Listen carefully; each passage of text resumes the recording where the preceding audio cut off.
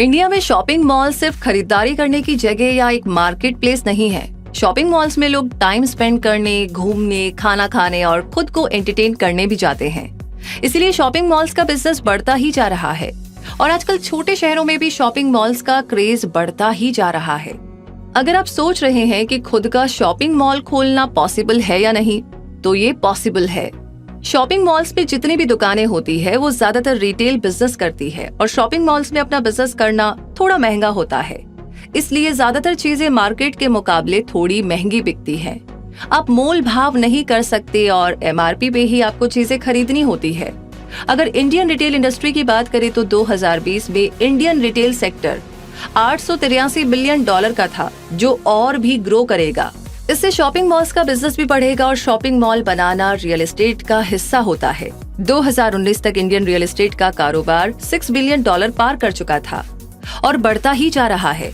तो shopping mall या complex बनाना एक प्रॉफिटेबल बिजनेस मॉडल है और आज आपको quick support full case study करके बताएगा कि कैसे शुरू करें शॉपिंग मॉल या शॉपिंग कॉम्प्लेक्स।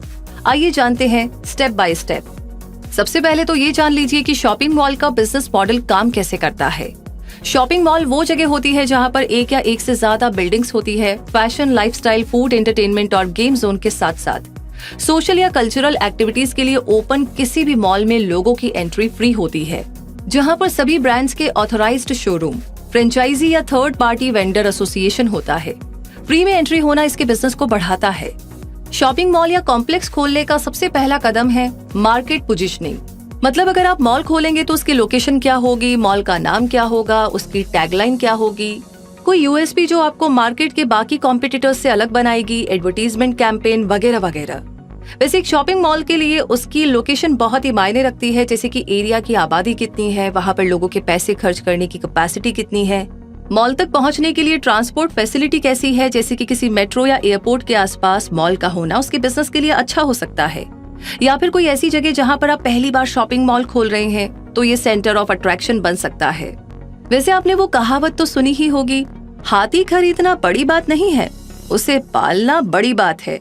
इसलिए शॉपिंग मॉल खोलने के लिए आपके पास तगड़ा ऑपरेशनल प्लान होना चाहिए, जैसे मॉल के मेन सप्लायर्स कौन होंगे, मॉल में क्या क्या फैसिलिटी रहेगी, साफ सफाई, electricity bill, man power, engineers, security जैसी चीजों पर लाखों का खर्चा होता है। इसीलिए इन्हें मैनेज करने के लिए एक मैनेजमेंट टीम भी आपको रखनी होगी, जिसमें managers, office staff, finance and accounts, legal advisers, sales and marketing managers, computer और नेटवर्क इंजीनियर्स जैसे ढेर सारे प्रोफेशनल्स की जरूरत पड़ेगी। अब जबकि आपको शॉपिंग मॉल का स्ट्रक्चर पता लग गया है तो बात करते हैं बजट की, क्योंकि ये बहुत इंपॉर्टेंट है। एक मॉल को खोलने में करोड़ों का बजट लग सकता है। सबसे पहले आपको कोई जगह देखनी पड़ेगी जो या तो आप खरीदेंगे या लीज पर लेंगे। उसके बाद आपको वहाँ पर कंस्ट्रक्शन करवाना होगा। हो सकता है कि मॉल को तैयार होने में 1-2 साल लग जाए। स्ट्रक्चर खड़ा होने के बाद उसके इंटीरियर डिजाइन और उसे अट्रैक्टिव बनाने पर भी आपको अच्छा खासा खर्चा करना पड़ सकता है। मॉल तैयार होने के बाद उसमें आपको अलग अलग ब्रांड्स और सेक्टर्स के लोगों को बिजनेस के लिए बुलाना होगा, जो आपके मॉल में स्टोर स्पेस, शोरूम या फूड कोर्ट, रेस्टोरेंट, कैफे या गेम जोन किराए पर लेंगे और वहाँ से आपका रेवेन्यू शुरू होगा। जब भी आप किसी मॉल में जाते हैं तो उसकी बनावट और सजावट देखकर इतना अंदाजा तो लगा ही लेते होंगे कि उस पर खर्च कितना हुआ होगा।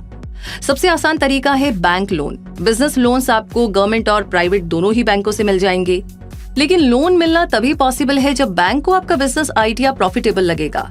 और कोई भी बैंक आपको 100% लोन नहीं देता। 70% लोन्स बैंक से मिलेगा और 30% अमाउंट आपको खुद ही अरेंज करना होगा। SBI bank, bank of Baroda, axis bank, ICICI और HDFC कम इंटरेस्ट रेट पर बिजनेस लोन देते हैं। इसके अलावा भी आप किसी प्राइवेट इन्वेस्टर से फंड जुटा सकते हैं या फिर किसी वेंचर कैपिटलिस्ट को भी ढूंढ सकते हैं। वेंचर कैपिटलिस्ट किसी भी कंपनी में इन्वेस्टमेंट के बदले कंपनी में शेयर खरीद लेते हैं। तो किसी भी प्रोडक्ट की तरह ही आपका शॉपिंग मॉल भी आपका प्रोडक्ट होगा जो मार्केट में नया होगा, जिसके प्रमोशन के लिए आपको एडवर्टाइजिंग और प्रमोशनल कैंपेन चलाना होगा ताकि लोगों तक ये बात पहुंचे कि उनके शहर में नया मॉल खुला है। इससे लोग आपके कस्टमर्स बनेंगे और बिजनेस करने वाले मॉल में स्टोर लेने के लिए आपसे संपर्क करेंगे। इसके अलावा भी independence day, Valentine day, Holi या किसी रीजनल फेस्टिवल पर आप सोशल और कल्चरल प्रोग्राम करवा करके अपने कस्टमर्स को अट्रैक्ट कर सकते हैं। शॉपिंग मॉल कोई दुकान नहीं होती, इसलिए हो सकता है कि आपको मॉल खोलने के लिए अपनी खुद की कंपनी रजिस्टर करनी पड़े, इसीलिए आप एक प्राइवेट लिमिटेड कंपनी रजिस्टर करवा लीजिए जिसके बैनर तले सारा काम होगा। इसके अलावा trade licence, fire safety licence, building insurance, local authority या नगर निगम की परमिशन, पोल्यूशन कंट्रोल बोर्ड से NOC, land and forest department से एनओसी लेनी पड़ेगी ताकि ये क्लियर हो जाए कि आपके आसपास आग से सुरक्षा के इंतजाम है। लोकल अथॉरिटी से आपका काम अप्रूव्ड है, आप पोल्यूशन नहीं फैला रहे हैं, आपकी जमीन लीगल है और आपने फॉरेस्ट वेल्थ या पेड़ पौधों को नुकसान नहीं पहुंचाया है। MBC group, Lodha group, DLF limited, K Raheja corporation, Oberoi realty, Piramal realty, RMZ corporation holdings private limited, real estate development के मामले में ये इंडिया के कुछ बड़े नाम हैं। इनके अलावा भी आप अपने स्टेट में या शहर में किसी रियल एस्टेट डेवलपर से कांटेक्ट कर सकते हैं। इसके अलावा अगर आप अलग अलग शहरों में बने मॉल्स को विजिट करेंगे तो आपको अपने मॉल को सुंदर, अट्रैक्टिव बनाने का आइडिया मिलेगा और मॉल चलाना कैसे है उसकी जानकारी भी मिलेगी। South city mall Kolkata, Spencer plaza Chennai, great India place Noida, Oberoi mall Mumbai, ये इंडिया के कुछ टॉप मॉल्स के नाम हैं। अगर इन शहरों में आप जा रहे हैं तो इन मॉल्स को जरूर से विजिट कीजिएगा।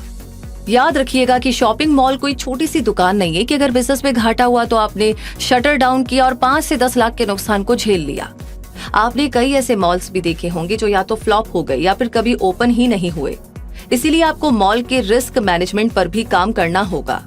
सबसे पहली बात, इन्वेस्टमेंट उतना ही कीजिए जिसे वापस रिकवर किया जा सके।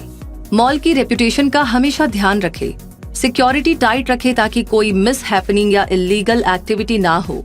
मॉल में लिकर या हुक्का बार जैसी चीजों को अलाउ ना करें, फिर चाहे उससे आपको रेवेन्यू ही क्यों ना आ रहा हो। मॉल के अंदर ईव टीजिंग जैसी चीजों पर नजर रखिए। कस्टमर्स के साथ अच्छा बिहेवियर आपके बिजनेस को बढ़ाएगा, इसीलिए इसका विशेष ध्यान रखें। अगर शॉपिंग मॉल की बात करें तो ढेर सारे लोगों का रोजगार और करियर भी इससे जुड़ा होता है। अगर आप नौकरी की तलाश में हैं, तो शॉपिंग मॉल्स में जॉब ढूंढ सकते हैं, जैसे कि मॉल मैनेजर। मॉल मैनेजर वो पोस्ट होती है जिस पर पूरे मॉल को सही से मेंटेन करने की जिम्मेदारी होती है, जो साफ सफाई, सिक्योरिटी, मॉल का टाइम टेबल, रोज के ऑफिशियल काम, स्टाफ और टीम को मैनेज करने जैसे काम देखता है।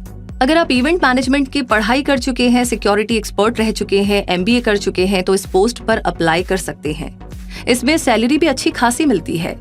मार्केटिंग एग्जीक्यूटिव की बात करें तो अगर आपने सेल्स एंड मार्केटिंग की पढ़ाई की है या एमबीए डिग्री होल्डर है तो मॉल के बिजनेस को बढ़ाने के लिए आप इस पोस्ट पर अप्लाई कर सकते हैं। हर किसी को ब्रांडिंग और मार्केटिंग की जरूरत पड़ती है। अगला ऑप्शन है मॉल मेंटेनेंस टीम। इस टीम में सफाई कर्मी, electrician, carpenter, security guard, plumber, CCTV operator, computer और networking expert, accountant, office boy, driver जैसे और भी ढेर सारे लोगों की जरूरत पड़ती है। आप अपनी क्वालिफिकेशन के हिसाब से काम ढूंढ सकते हैं। अगर मॉल की वेबसाइट नहीं है तो डायरेक्ट मॉल विजिट करके भी आप काम मांग सकते हैं। आई होप कि शॉपिंग मॉल या शॉपिंग कॉम्प्लेक्स पर क्विक सपोर्ट का ये फुल केस स्टडी वाला वीडियो आपको पसंद आया होगा और इस इंडस्ट्री के बारे में आपकी नॉलेज भी बढ़ी होगी। आगे भी इस तरह की वीडियोस अगर आप देखना चाहते हैं तो नीचे कमेंट बॉक्स में लिख करके जरूर बताइएगा और हमारे चैनल को सब्सक्राइब करके बेल आइकन को प्रेस कर दीजिए ताकि ऐसे हर वीडियो की नोटिफिकेशन आपको हमेशा मिलती रहे। तो रूबी आपसे मिलेगी अगली जानकारी के साथ। तब तक के लिए क्विक सपोर्ट के साथ जुड़े रहिए। धन्यवाद।